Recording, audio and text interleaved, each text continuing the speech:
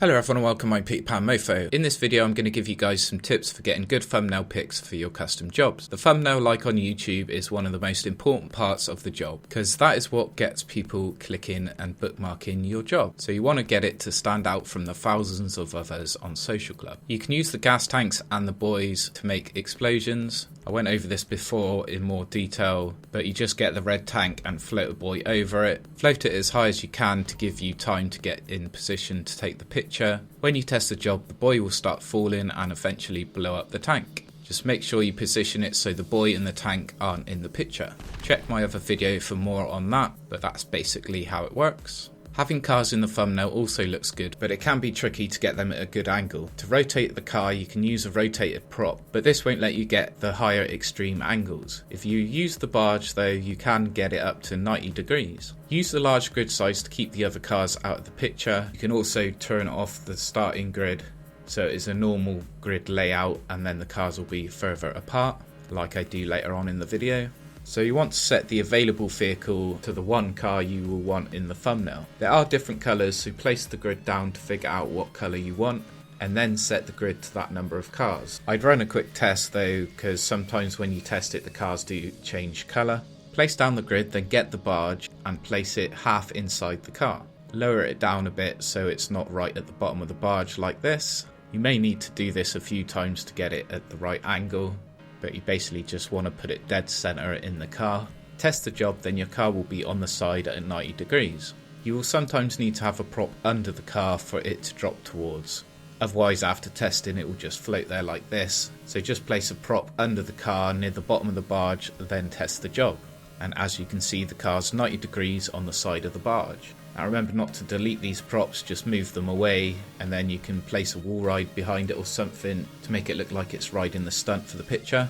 You can place the barge to have them leaning forward as well as sideways if you use the other side, and if you don't want it at 90 degrees, just place the barge off center in a different position and you'll get the car at different angles. Or like I said, just use a rotated prop for the flatter angles. If you want to combine the two, you will need to make a template. As you have to test the job, then quickly get in position to take the picture. Deleting the props will delete the grid, but deleting templates will keep the cars in place, and then it's just getting in the right position and getting the right timing to get the explosion and everything. If you don't get the timing right, then just set it all up again and retest the job.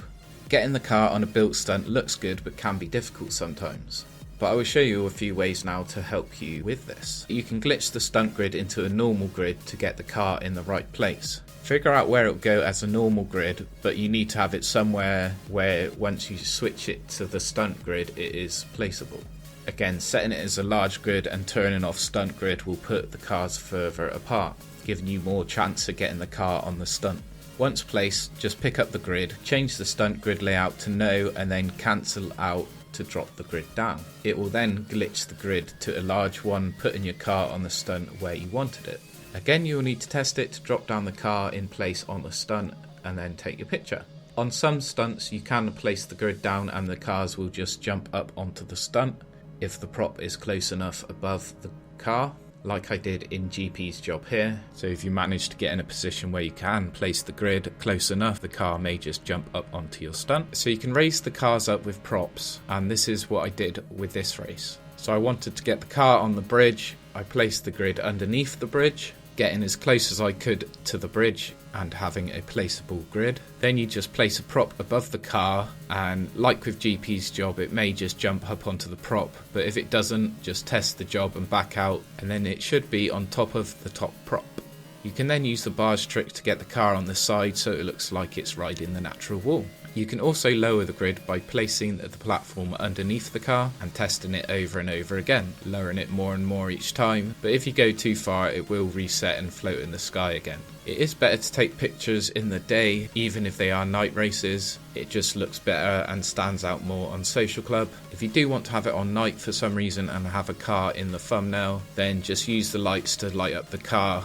This will make it stand out more. I've even seen people use them as headlights on cars. So you can use these glitches and tricks to put cars on stunts that you've built, or to place them onto natural walls to make them look like they're riding stunts. If you are using monster trucks, you can just place them on top of the barges at funny angles. So place the grid down at the size you want to work out where you need to place the barges. Template the barges with a flat prop like the starting grid, because if you move the props and place them somewhere else, it just resets the trucks. As you can see, you can place the trucks on the barges and they will be placeable at lots of funny angles. Once you place the grid with the angle you want, delete the template, then you put some props down behind it if you want and take the picture.